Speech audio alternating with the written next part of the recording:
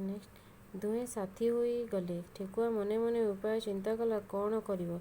से गोटे कूଅ पाखକୁ ନେଇ କହିଲା, ମହାରାଜ ପଶୁରାଜ, ସିଂହ ଏଇ ବାମ୍ଫି ଭିତରେ ଅଛି। ସିଂହ ଗର୍ଜନ କଲା। ବାମ୍ଫି ଭିତରକୁ ଚାହିଁ ଦେଖିଲା ତା'ପରି ଆଉ ଗୋଟିଏ ସିଂହ ପାଣିରେ ଦିଶୁଛି।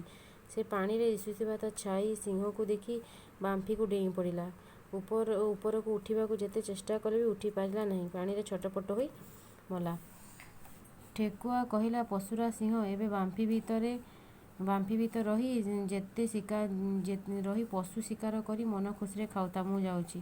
ଠେକୁଆର ବୁଦ୍ଧି ହେତୁ ବଣର ପଶୁକୁଳ ରକ୍ଷା ପାଇଲେ ଓ ସେଥିପାଇଁ କୁହାଯାଏ ବୁଦ୍ଧି ଯାର ବଳ ତାର।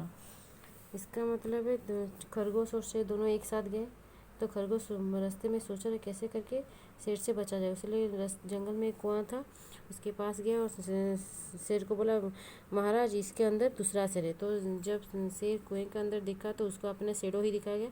तो वो बेवकूफ़ सोचा कि इसे यार इसमें एक दूसरा शेर है, इसलिए वो पानी के अंदर कूद गया। कूदने के बाद जब उसके पानी के अंदर कूद गया तो ऊपर आने की जितने भी कोशिश की वो निकल नहीं सका, उसमें तैरता रहता था, उसमें ऐसे छटपटा था। तभी खरगोश बोला, महाराज शेर जी उसके अंदर रहो और जितना चाहे उतना जानवर को खाते रहो और मैं यहाँ से जा रहा हूँ। इसलिए बोलते खरगोश इतना छोटा होके भी उसके दिमाग ऐसे था कि वो खुद का और दूसरे जानवरों का जान बचा सके। इसीलिए बोलते बुद्धि ज़्यादा बड़ा था। अगर किसी के पास बुद्धि है तो वो कुछ भी कर सकता है।